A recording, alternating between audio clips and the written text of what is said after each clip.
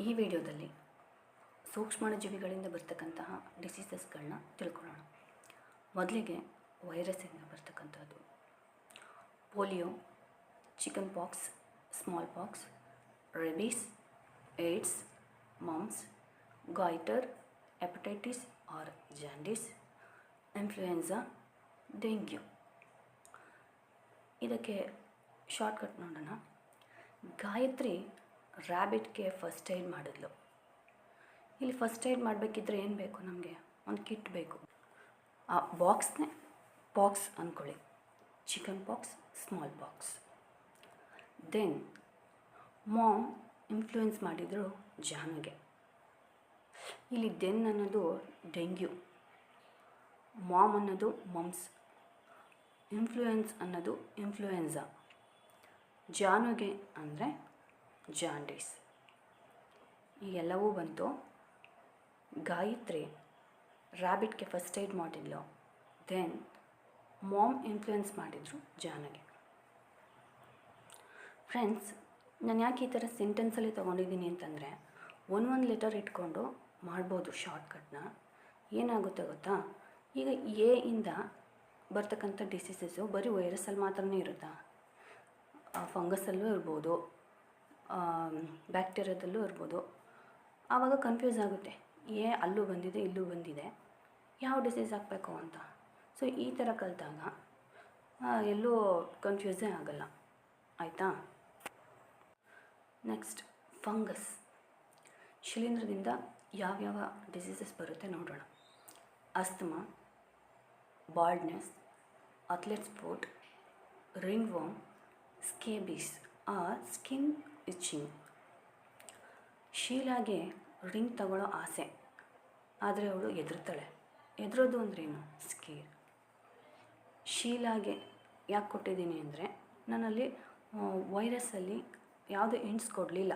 ಇದು ವೈರಸ್ದು ಅಂತ ಗೊತ್ತಾಗಲಿ ಅನ್ನೋದಕ್ಕೆ, ಈ ಸೆಂಟೆನ್ಸು ವೈರಸ್ದೇ ಅಂತ ಗೊತ್ತಾಗಲಿ ಅನ್ನೋದಕ್ಕೆ ನಾನಲ್ಲಿ ಯಾವುದು ಹಿಂಟ್ಸ್ ಕೊಡಲಿಲ್ಲ. ಇಲ್ಲಿ ಶಿಲೀಂಧ್ರದಲ್ಲಿ ಕೊಟ್ಟಿದ್ದೀನಿ ಮೊದಲಿಗೆ ಶೀಲ ಅಂತ. ಇವಾಗ ಈ ಸೆಂಟೆನ್ಸ್ ನಿಮ್ಗೆ ಗೊತ್ತಾಗುತ್ತೆ ಶಿಲೀಂಧ್ರ ಅದು ಇದು ಅಂತ. ಶೀಲಾಗೆ ರಿಂಗ್ ತಗೊಳ್ಳೋ ಆಸೆ. ರಿಂಗ್ ಅಂದರೆ ರಿಂಗ್ ವರ್ಮ್, ಆಸೆ ಅಂದರೆ ಅಸ್ತಮಾ. ಅವಳು ಹೆದರ್ತಾಳೆ. ಸ್ಕೇರ್ ಅಂದರೆ ಸ್ಕೇಬೀಸ್. ಅಥ್ಲೆಟ್ಸ್ ತುಂಬ ಬೋಲ್ಡ್. ಅಥ್ಲೆಟ್ಸ್ಗಳು ತುಂಬ ಬೋಲ್ಡ್ ಆಗಿರ್ತಾರೆ. ಅಂದರೆ ಈಗ ಗೊತ್ತಾಯಿತು, ಅಥ್ಲೆಟ್ಸ್ ಅಂದರೆ ಅಥ್ಲೆಟ್ಸ್ ಸ್ಪೋರ್ಟ್, ಬೋಲ್ಡ್ ಅಂದರೆ ಅದನ್ನೇ ಬಾಲ್ಡ್ನೆಸ್. ಈ ಸೆಂಟೆನ್ಸ್ಗೂ ಲಿಂಕ್ ಆಗ್ತಿಲ್ಲ. ಆದರೆ ಈಗ ಯಾವ ಥರ ಮ್ಯಾಚ್ ಮಾಡ್ಕೋಬೇಕು ಗೊತ್ತಾ? ಇಲ್ಲಿ ಬೋಲ್ಡ್ ಅಂತ ಒಂದಿದೆ, ಇಲ್ಲಿ ಸ್ಕೇರ್ ಇದೆ, ಎರಡು ಆಪೋಸಿಟ್. ಈ ಆಪೋಸಿಟ್ ವರ್ಡ್ಸ್ಗಳು ಒಂದೇ ಡಿಸೀಸಲ್ಲಿ ಬರುತ್ತೆ ಅಂತ ಅಂದ್ಕೊಳ್ಳಿ. ಅದು ಯಾವುದರಲ್ಲಿ? ಮೊದಲು ಶೀಲ ಅಂತ ಕೊಟ್ಟಿದ್ದೀನಿ, ಅದು ಶಿಲೀಂಧ್ರಗಾಗಿರುತ್ತೆ. ನೆಕ್ಸ್ಟ್ ಬ್ಯಾಕ್ಟೀರಿಯಾದಿಂದ ಯಾವ್ಯಾವ ಡಿಸೀಸಸ್ ಬರುತ್ತೆ ನೋಡೋಣ. Cholera, pneumonia, leprosy, plague, diphtheria, tetanus, tuberculosis, typhoid, gonorrhoea, syphilis, trachoma. ಇದರ ಟೆಕ್ಸ್ಟ್ ನೋಡೋಣ. Deepti, go and bring new tetra plate. Going to eat tiffin with chole. ಎರಡು ಸೆಂಟೆನ್ಸ್ ಬರುತ್ತೆ, ಮತ್ತು ಎರಡಕ್ಕೂ ಸ್ವಲ್ಪ ಲಿಂಕ್ ಇರುತ್ತೆ. ಏನದು? ತಿನ್ನೋಕ್ಕೆ ಸಂಬಂಧಪಟ್ಟಿದ್ದು. ಒಂದು ಪ್ಲೇಟ್ ಬೇಕಾಗಿರುತ್ತೆ, ಟಿಫನ್ ತಿನ್ನೋಕ್ಕೆ ಹೋಗ್ತಿದ್ದಾರೆ. ದೀಪ್ತಿ ಅಂದರೆ ಡಿಪ್ತೀರಿಯಾ, ಗೋ ಅಂದರೆ ಗೊನೇರಿಯಾ. ಗೋ 2 ಟೈಮ್ಸ್ ಬಂದಿದೆ, ಯಾವುದನ್ನಾದರೂ ಕನ್ಸಿಡರ್ ಮಾಡಿ. ಗೊನೇರಿಯಾ. ನ್ಯೂ ಅಂದರೆ ನ್ಯೂಮೋನಿಯಾ. ಟೆಟ್ರಾ, ಟೆಟಾನಸ್ ಆ್ಯಂಡ್ ಟ್ರಾ ಅಂದರೆ ಟ್ರೆಕೋಮಾ. ಪ್ಲೇಟ್ ಅಂದರೆ ಪ್ಲೇಗ್. ದೆನ್ 2 ಅಂದರೆ ಟ್ಯೂಬರ್ಕ್ಯುಲೋಸಿಸ್.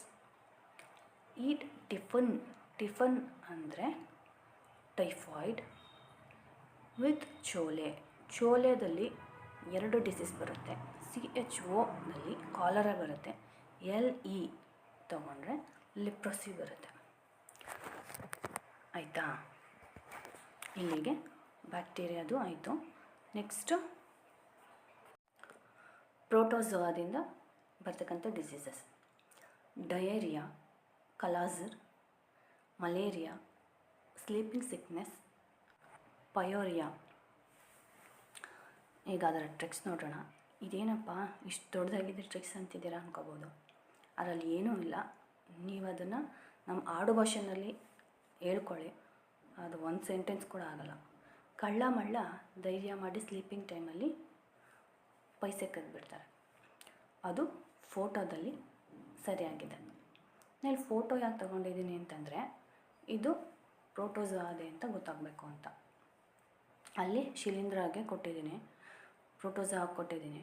ವೈರಸ್ ಮತ್ತು ಬ್ಯಾಕ್ಟೀರಿಯಾಗೆ ಯಾವ ಹಿಂಸು ಕೊಟ್ಟಿಲ್ಲ, ಆಯಿತಾ. ಕಳ್ಳ ಮಳ್ಳ ಧೈರ್ಯ ಮಾಡಿ ಸ್ಲೀಪಿಂಗ್ ಟೈಮಲ್ಲಿ ಪೈಸೆ ಕದ್ದಿದ್ದಾರೆ, ಅದು ಫೋಟೋದಲ್ಲಿ ಸರಿಯಾಗಿದೆ.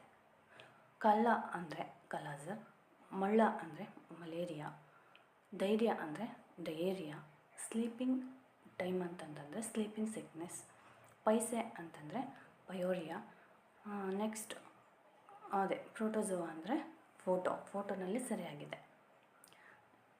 ಇಲ್ಲಿಗೆ 4 ಸೂಕ್ಷ್ಮಾಣು ಜೀವಿಗಳಿಂದ ಬರ್ತಕ್ಕಂಥ ಡಿಸೀಸಸ್ನ ತಿಳ್ಕೊಂಡ್ವಿ. ಫ್ರೆಂಡ್ಸ್, ಇದು ನಿಮಗೆ ಸುಲಭ ಆಯಿತೋ ಅಥವಾ ಕಷ್ಟ ಆಯಿತೋ ನಿಮ್ಮ ಅನಿಸಿಕೆಗಳನ್ನ ಕಾಮೆಂಟ್ ಮುಖಾಂತರ ತಿಳಿಸಿ. ನಿಮಗೆ ಇಷ್ಟವಾದಲ್ಲಿ ಲೈಕ್ ಮಾಡಿ, ಸಬ್ಸ್ಕ್ರೈಬ್ ಆಗಿ. ಥ್ಯಾಂಕ್ಸ್.